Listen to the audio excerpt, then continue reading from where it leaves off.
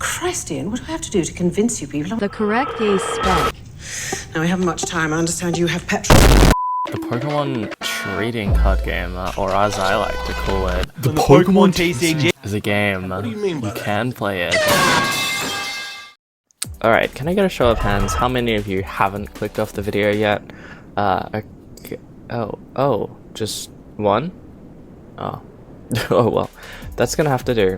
Anyways, dear viewer, I invite you to sit back and relax as we experience some of the Pokemon TCG's most highly skilled competitive gameplay the world has ever seen.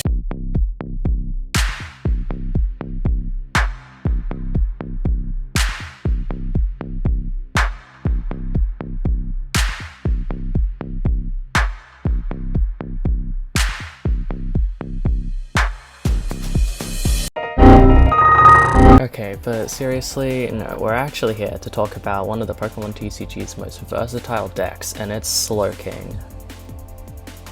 Over the past couple of years as a Slowking player, it's been quite interesting to see the community's different Slowking builds. Although, since rotation, it's been quite different. The community has split in two.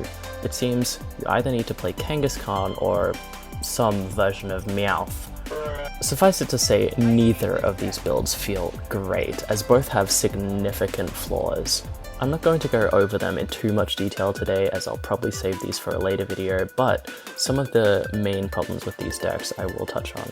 Anyways, what if I told you don't actually have to play either of these Slowking versions? That's right, this is what you've all been waiting for ever since rotation. Rest in peace, Sartu. Allow me to introduce you all to Slowking with Dudunsparce and Trolley.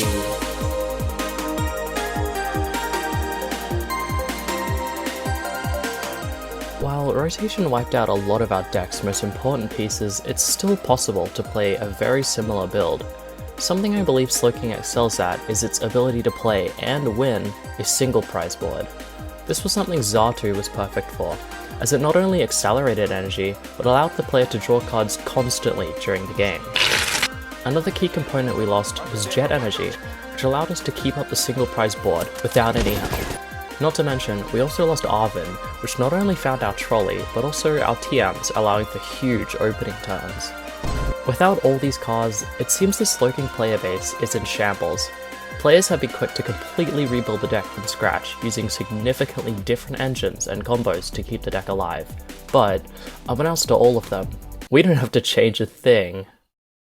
Every card that we lost to rotation has a suitable, if not better, replacement. Let's start with the most important addition, Dudunsparce. At first glance, this card might not seem that great in Slowking, like, we don't have near as much agency into utilizing it as decks like Alakazam or Dragapult, which boast a massive number of such cards, allowing players to loop and chain this draw engine. Additionally, you can get shut down by the occasional Watchtower, so what gives? Well, apart from it being an almost direct stand-in for Xatu, Dunsparce gives us a unique ability to pivot our Pokemon without the use of switches or Latias the X. This pivoting also gives our Wonder Patches more value, as they are only able to target the bench. Dudunsparce is also far less of a target than Xatu ever was, having less intrinsic value and also more health. Players will be quick to discredit this option, but they will always forget that Xatu was being chased off the board game after game. It was never a goal to use Runaway Draw twice every turn like Alakazam, we simply need it when we need it. With 4 Poké Pad and 2 Ultra Ball, a 2-2 line of Dunsparce is more than enough to keep our consistency above the level of other Slowking builds. While Kangaskhan and Cyphermaniac rival this level of consistency, it inevitably falls flat, forever unable to convert the prize race matchups. Meowth builds face a different fate, playing for raw luck over consistency, always losing to the numbers. Okay, while recording this, I actually got sick and kind of lost my voice, so I contemplated waiting, but it's been like a week and it's still, like, this is the best it's been. So I might just record the rest of the video with this. I don't know, I'll see how it sounds. Another card we play that works in tandem with Dunsparce is Team Rocket's Petrel, our new stand-in for Arven. With Dunsparce doing all the heavy lifting, Petrel is here to find the pieces we need to play the game. It feels extremely cove to be playing Petrel as a stand-in for Arven until you realise the true value of this card. Arven was never able to find stadiums or supporters, and in fact that will be used constantly in this new format. Not to mention, we're also able to draw off our opponent's Team Rocket's factory, a matchup where every draw effect matters.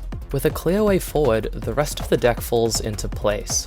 Precious Trolley, Tatsugiri, and Smoochum to get us going, Telepathic Energy to give us insurance, Lillie to get us moving, Dudunsparce and Fez to keep us moving, and our attackers to close out the game. Within the ever-changing meta of the Pokemon TCG's standard format, many of these innovations are subject to change. There will be no one video or masterclass that provides every single answer, as this deck is just too complex. This being said, I will do my best to keep providing the most competitively viable options and optimizations this deck has to offer. Alright, really quickly, Charlie from the future here. I'm somehow more sick than I was before, so excuse my cough and sniffle, but anyways, I'm realizing now that I actually don't have a list. That is not great. So, instead of sending a list that I'm not comfortable with, I'm just going to explain my situation to you. If I was to submit a list, it'd be this. It's simple, and yeah, it's just simple and consistent, but it's problematic. We don't have a lot of lines into things like Alakazam, Festival Lead, and having some extra options, if we can fit them, is really great. So I'm here to explain it really briefly. It's simple. It's Munkidori. All we need to change is, you know, putting in the Munkidori somewhere. It could be anywhere. It could be the Cypher, it could be the Lana, it could be the Shaymin. It could really be anywhere. Putting Munkidori in means we need a Dark. So that's simple. Cut 2 of the Psychics for Dark and Energy Search.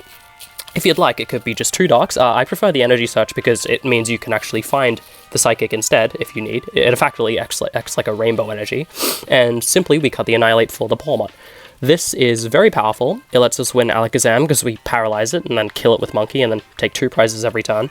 The Pawmot's just great. It helps into a lot of things. Having the Monkey into Festival Lead helps too. Having the Monkey helps everywhere. The Monkey is really good. It's why I played it to Melbourne. Anyways, there is a pile of a billion other options I won't go into because I don't have time, but that is, yeah.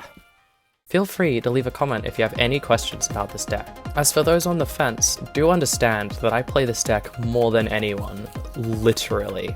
As the top performing Slowking player in the world, I wouldn't even think about playing and sharing a list that I didn't have complete faith in. The amount of testing that went into this deck is ridiculous, and I want to thank all my friends who helped me get here. Thank you so much to Sean, Chuck, Izu, and Lynx for helping out with this playtesting. And I want to thank you, the viewer, not just for watching, but for also giving this deck the attention that it deserves.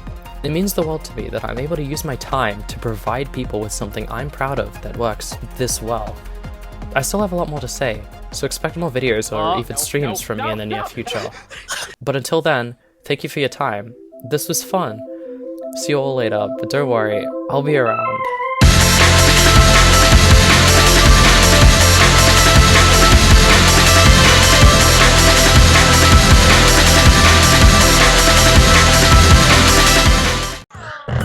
When you think about it, there are only 3 emotions. They are